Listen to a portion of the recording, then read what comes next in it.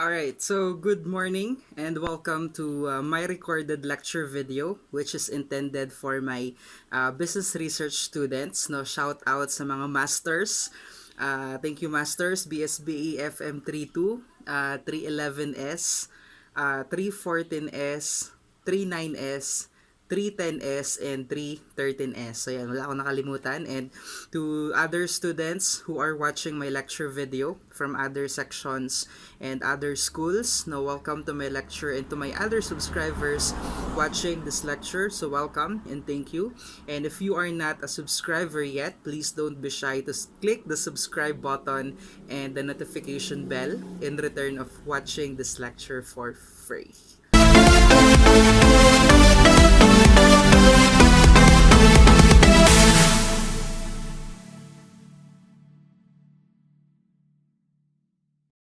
Alright, so in this lecture video, no, it's now recorded since we are having some technical difficulties if we are going to go on live or synchronous.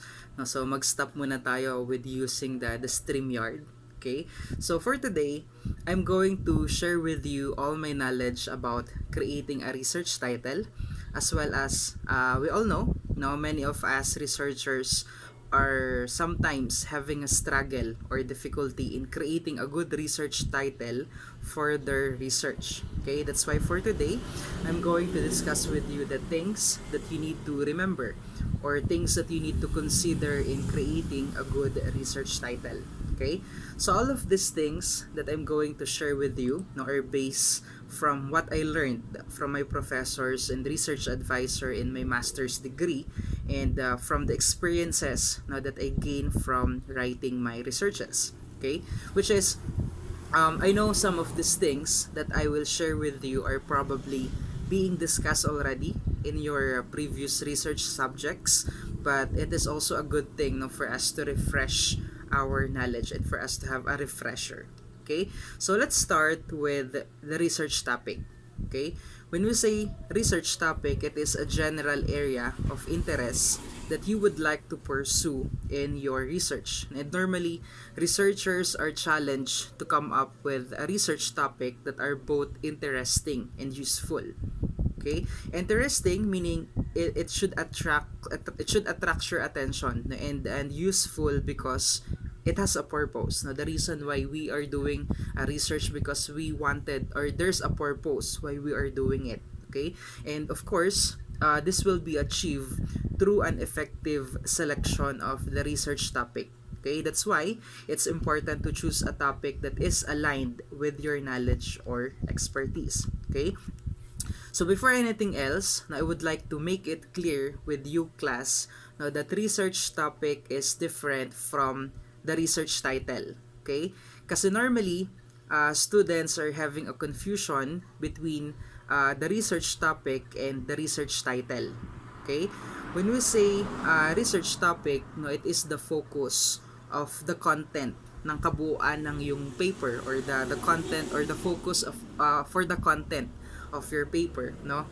This research topic will lead you in constructing your research title.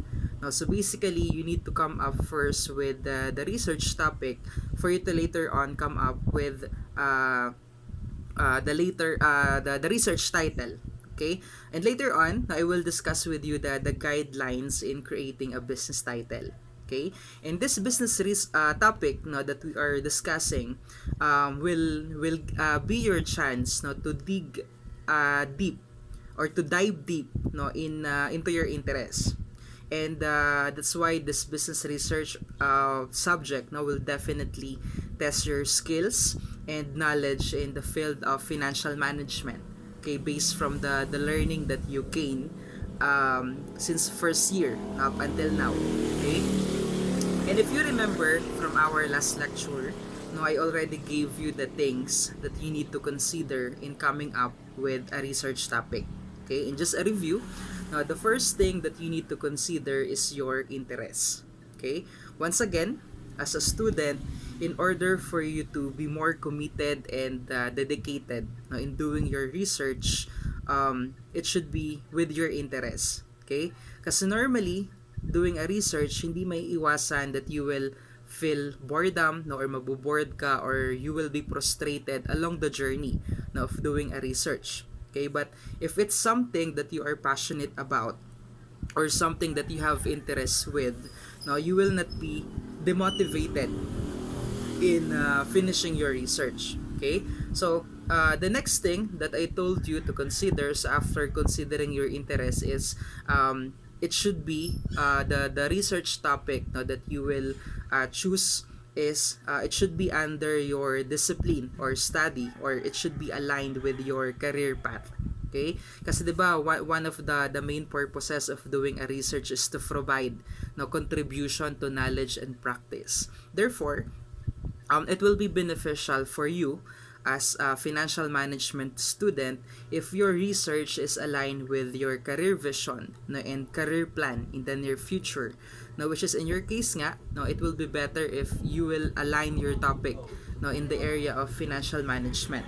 Okay? That's why this business research course, no, is included in your curriculum. Now, and the last thing that you need to consider after considering your interest and considering your field of study or career path is you have to consider the time frame. Okay, so you have to remember that you have to narrow down your research topic to something that you can easily work on a given time frame, no? So kung mag-iisip or kung pipili kayo ng research topic, make sure that it is something that you can easily work on a given time frame. No, wag kayong pipili ng topic na dahil sa sobrang lawak niya, no, na kailangan mong i-present. Marami kang kailangang details or information na kailangan mong i-present. Baka kulangin ng isang buong semester, no, that is allotted, no, for us to finish the business research, no, in our case. Okay? Okay, so since last week, I already asked you to come up with your top 3 topics, no, that you can possibly choose from.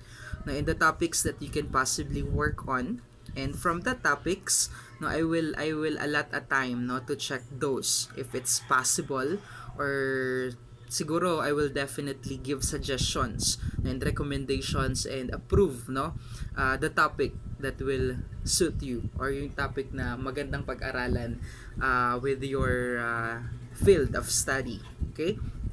Moving forward, I would also like to give you additional advice, no, or tips that you can consider in choosing the best topic for you.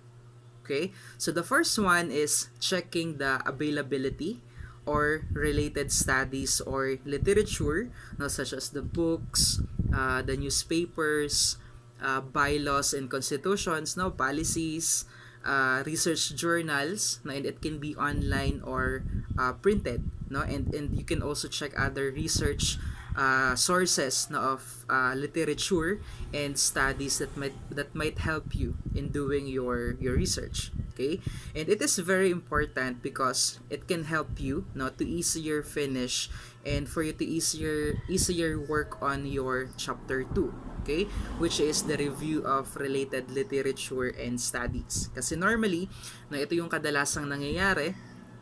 This is based from my observation and experience in researches, no, especially to those students na humihingi ng tulong sa akin, no, who are seeking my help for their researchers, no, even though they are not my students, no, they are just my friends, no, asking for help. Now, based on my observation and based from my experience, and based from my experience na din nung ako ay undergrad pa doing researches, no, let's say for example, they already have the topic, okay, they already have the title, nagawa na nila ang chapter 1, no, the setting and its background, no, but when they are in the process of doing their chapter 2, no, which is the review of the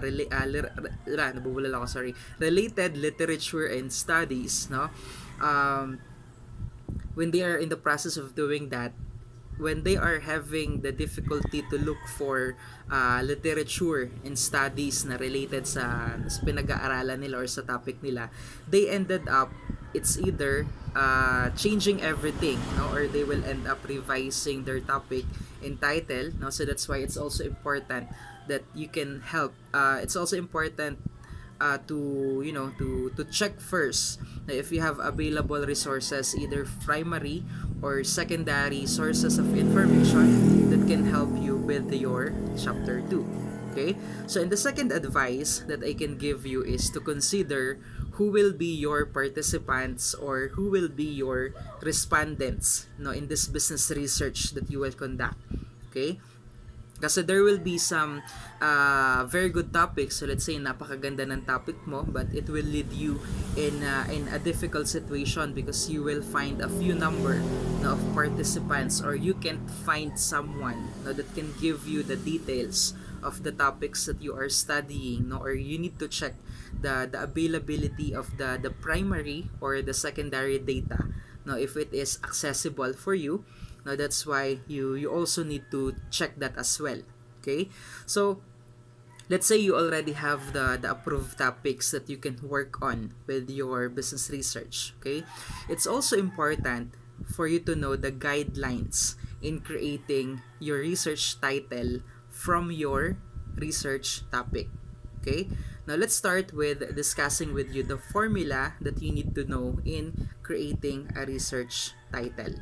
Okay, make sure that your research title contains the topic, the sample, and the possible results of your study. Okay, so tatlo siya. We have the topic, the sample, and the possible results of your study. Okay, so once again, your research title should contain these three criteria. Okay, so for example, let's say our research title is effects of mobile banking to online buyers buying habits.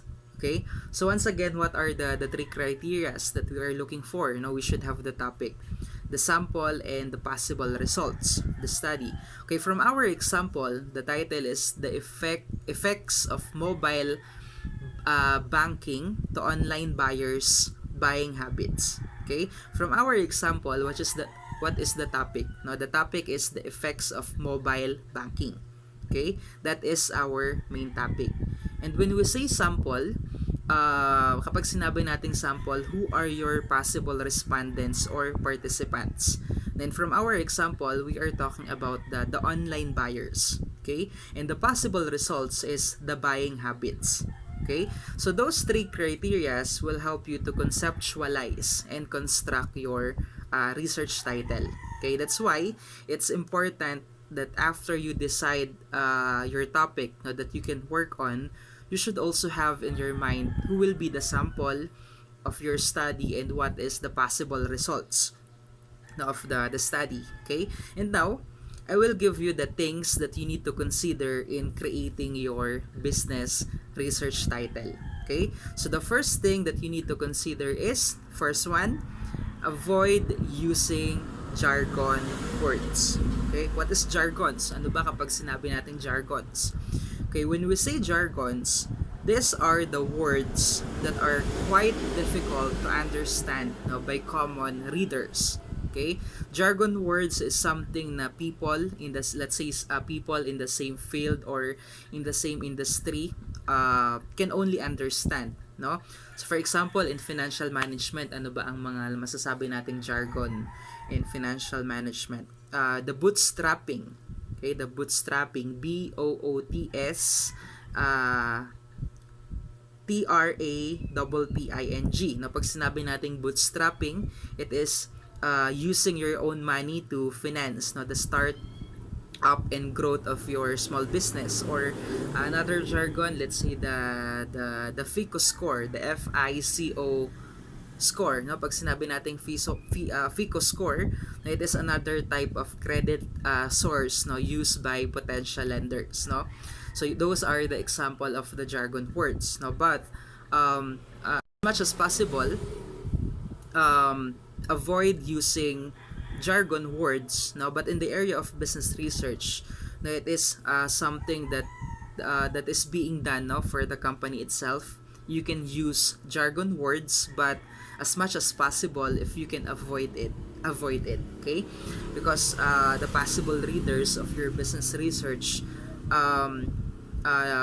let's say, not familiar with your industry, no, let's say mga first time investors or small business owners, no, they might find it difficult to understand the jargons, no. So as much as possible, the first thing that we need to consider in creating the research title is make it as simple as possible.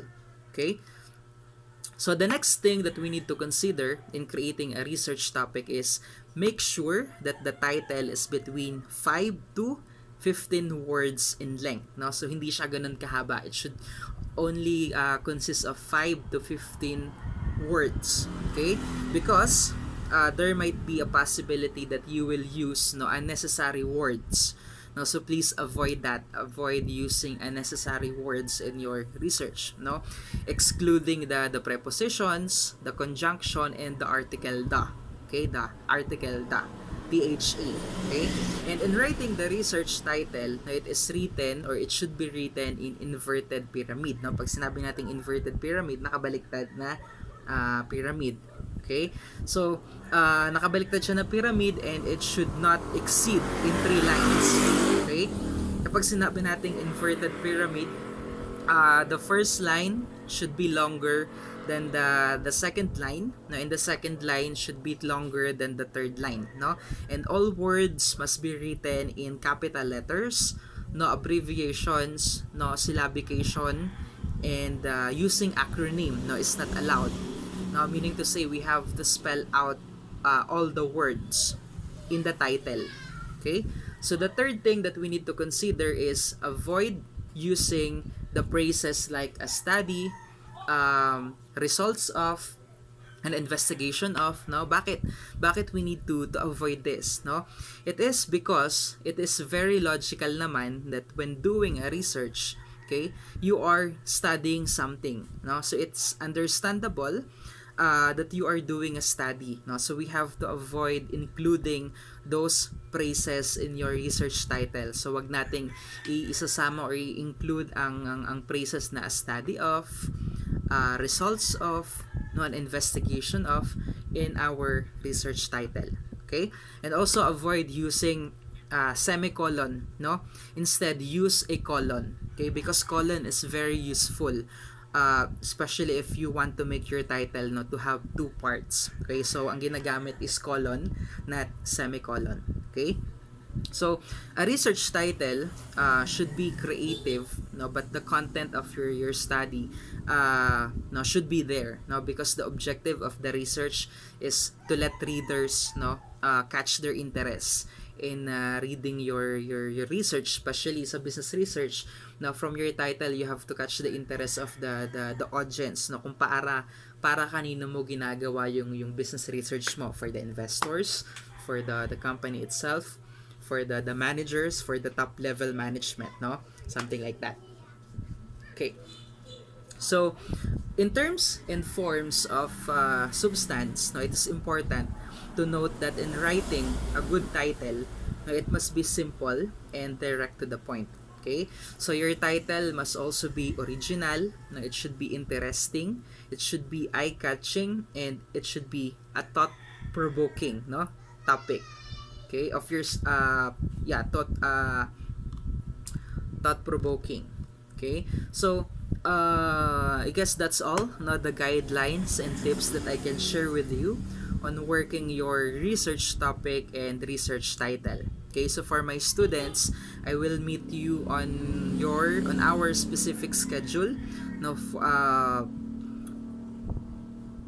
so that I can meet you per group for our group consultation. And for our next lecture, I will discuss the guidelines on how you should prepare your chapter 1. Okay? So thank you for watching, thank you for listening, and for me to identify that you are done watching my lecture, for me to record that you have watched my lecture video. So please comment down your section, your last name, and what is your takeaway, or what is something that you learned from my lecture for today. Okay? So, see you in our group consultation.